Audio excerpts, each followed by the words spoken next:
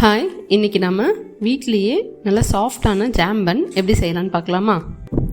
பன் செய்கிறதுக்கு ஒரு மிக்சிங் பவுலில் 4 டேபிள் ஸ்பூன் சர்க்கரை, 1.5 கப் வார்ம் வாட்டர், 1.5 டீஸ்பூன் உப்பு ஆட் பண்ணி நல்லா அந்த சர்க்கரை கரையிற வரைக்கும் நல்லா மிக்ஸ் பண்ணிக்கோங்க. இதில் 2.25 டீஸ்பூன் ஈஸ்ட்டு, 4 டேபிள் ஸ்பூன் பால் பவுடர் ஆட் பண்ணி நல்லா மிக்ஸ் பண்ணிக்கோங்க.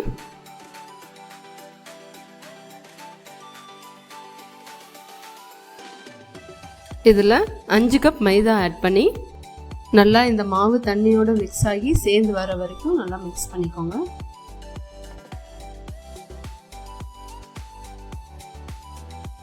இப்போது இந்த மாவை ஒரு கிரானைட் டாப்புக்கு மாற்றிக்கிறேன்.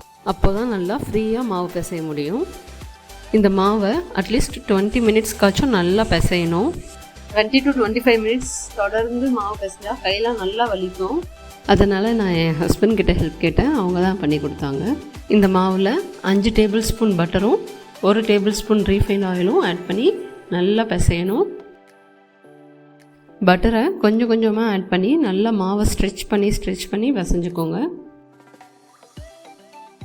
ஒரு 20 மினிட்ஸ்க்கு நல்லா இந்த மாதிரி ஸ்ட்ரெச் பண்ணி பிசைஞ்சிட்டே இருந்தால் மாவு நல்லா சாஃப்ட் ஆகிடும்.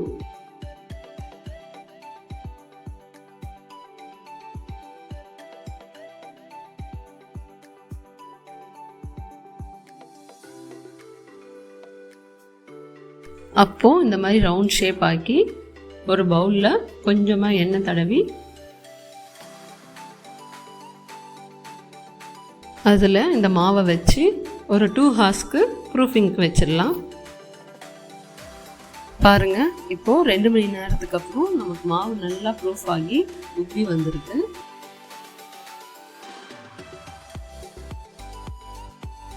ஆயில் அப்ளை பண்ணதுனால நமக்கு மாவு நல்லா ஒட்டாமல் வந்திருக்கு. இப்போது இந்த மாவை எடுத்து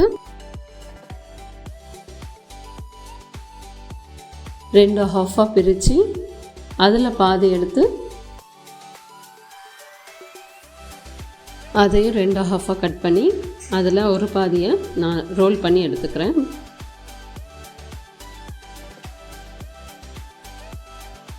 ரொம்ப பெருசாக உருட்ட வேணாம், ஒரு மீடியம் சைஸ்க்கு ரோல் பண்ணி எடுத்து ஒரு பேக்கிங் ட்ரேயில் கொஞ்சமாக ஆயில் அப்ளை பண்ணி நம்ம ரோல் பண்ண மாவை இதில் வச்சு இன்னும் ஒரு 20 மினிட்ஸ்க்கு ப்ரூஃபிங்க்கு விட்டுடலாம்.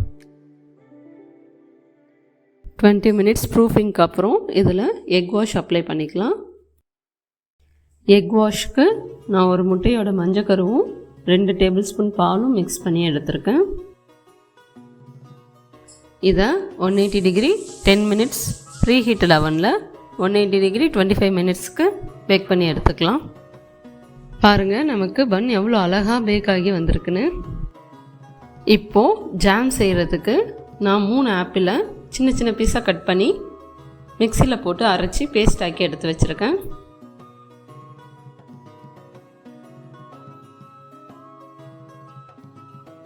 அரைச்சி வச்சுருக்க ஆப்பிள் பேஸ்ட்டை ஒரு கடாயில் ஊற்றி நல்லா மிக்ஸ் பண்ணிகிட்டே இருங்க. இதில் இருக்க தண்ணிலாம் நல்லா சுண்டுற வரைக்கும் நம்ம மிக்ஸ் பண்ணிகிட்டே இருக்கணும். இதில் இருக்க தண்ணி எல்லாம் சுண்டுனதுக்கப்புறம் 4 டேபிள் ஸ்பூன் சுகர் ஆட் பண்ணி நல்லா மிக்ஸ் பண்ணிக்கோங்க.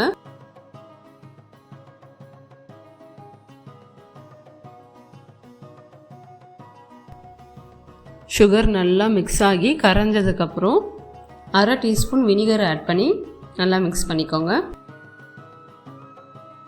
இப்போது ஜாமுக்கு கலருக்காக நான் சின்னதாக ஒரு பீஸ் பீட்ரூட்டை நல்லா அரைச்சி ஆட் பண்ணியிருக்கேன்.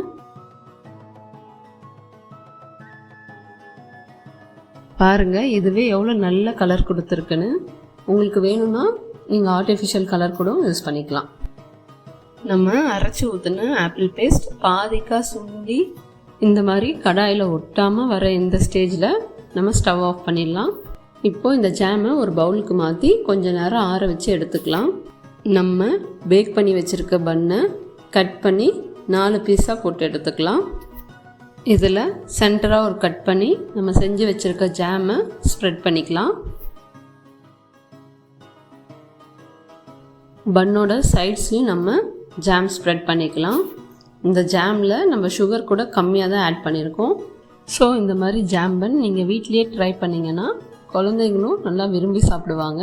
கண்டிப்பாக இந்த ரெசிபியை வீட்டில் நீங்கள் ட்ரை பண்ணி பார்த்துட்டு எப்படி வந்திருக்குன்னு கமெண்ட் பண்ணுங்கள். இன்னும் மோர் வீடியோஸ்க்கு மறக்காமல் சேனலை சப்ஸ்கிரைப் பண்ணிடுங்க.